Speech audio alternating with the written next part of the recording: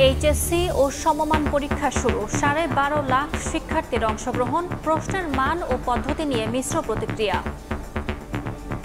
অনেক সহজ কোশ্চেন হইছে পরীক্ষা আলহামদুলিল্লাহ খুব ভালো হয়েছে যতটা কঠিন মনে করছিলাম অতটা কঠিন করে নাই যতটুকু এক্সাম দিয়েছি আশা করি ভালো হবে তুলনামূলক সহজ ছিল অন্ধকার গলি মিস যাবে আমার এ প্লাস মিস যাবে না ইনশাআল্লাহ সিকিউটা অনেক সহজ হয়েছে এমসিকিউটা তুলনামূলক একটু হার্ড হয়েছে ময়মনসিংহ বোর্ড হয়তো কঠিন হবে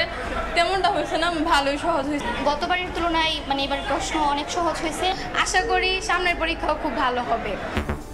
করোনা ও ডেঙ্গু সংক্রমণ ঠেকাতে বিশেষ তৎপরতা প্রশ্ন ফাঁস ঠেকাতে কঠোর অবস্থান শিক্ষা উপদেষ্টার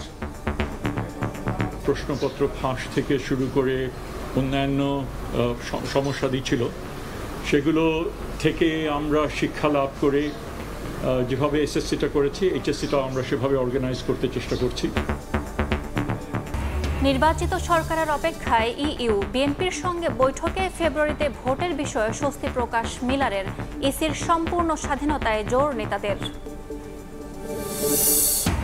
জাতীয় নির্বাচনে অনিয়মের মামলায় আদালতে সাবেক সিইসি কাজী হাবিবুল আওয়াল পুলিশের 10 দিনের রিমান্ড আবেদনের ওপর চলছে শুনানি সব ধরনের চালের তো দাম বাড়ছে খাবো এখন আমরা কোনটা জবাবদিহি করতে হয় না কারো কাছে যে জন্য এইভাবে বাড়তি নিতে পারতেছি